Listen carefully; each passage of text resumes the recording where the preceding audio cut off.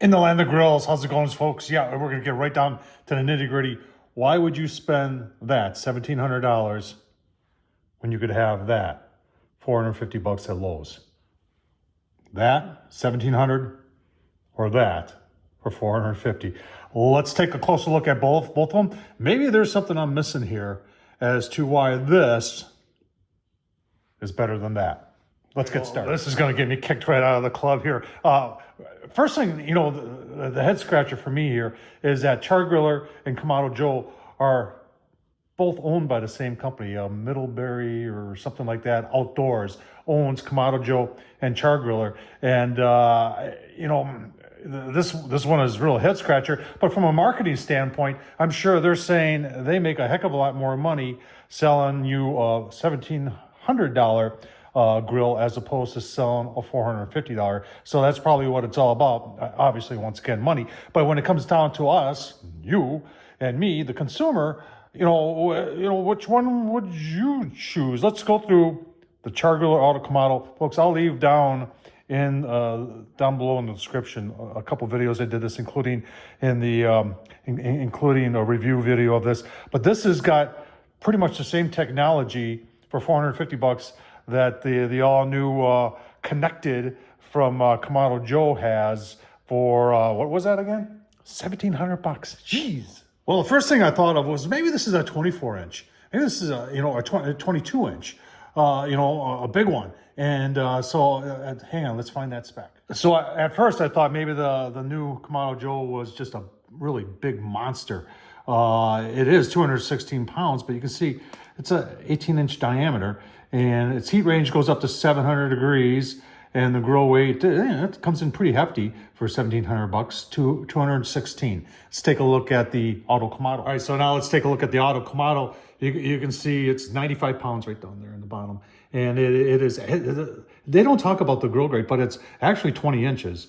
And total cooking area is 440 square inches, and that's including that top grate. Its main cooking grate is 314 inches, and that's also cast iron. So you can sear real nice. And temps, it can do up to 750, and it does low and slow very, very nice. 200, I believe. All right, so the Konnected with a K has a thermostatically controlled blower in it with a digital readout. And so does the Acorn. Digitally controlled, thermostatically controlled blower that controls the temps. All right, so they both have Wi-Fi, and I'm not going to speak to how it's going to work on a new Kamado Joe. The Char-Griller, it does work. A little pain in the butt to use. There were some, they did do some upgrades, some firmware upgrades, and that did seem to improve it.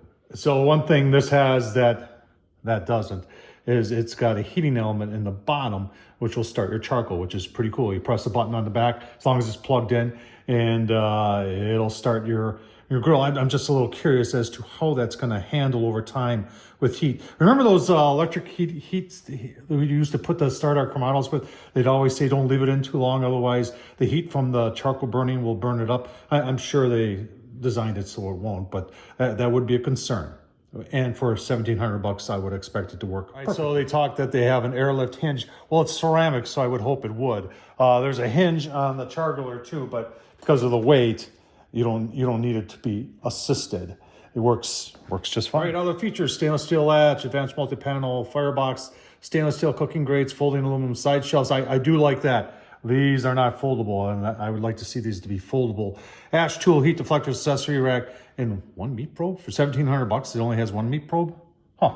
Interesting. All right, so what's the biggest difference? The biggest difference is one is made out of ceramic, one is double wall insulation. And the Kamado Joe lovers are going to be all over this saying, well, you know, there's the huge differences. The ceramic never rusts out. You're right, it doesn't. And this is steel, so there is a chance that it will rust out eventually. But if you think about how many of these you can buy for $1,700, folks, I tell you what, there's a big difference there. And when it comes to weight and moving these around, that Kamado Joe at that weight is not overly portable. It is, but it isn't, and especially if you're somebody who moves every couple of years, because your neighbors or your friends that help you aren't going to be as appreciative as this one, which moves quite nicely. So I tell you what, now I'm going to cut it short here. Let me know what you think. Is the new Konnected from Kamado Joe worth it?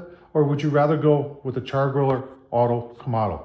That's a good question. Tom Horsman at YouTube. Thumbs up. Thanks for watching, folks.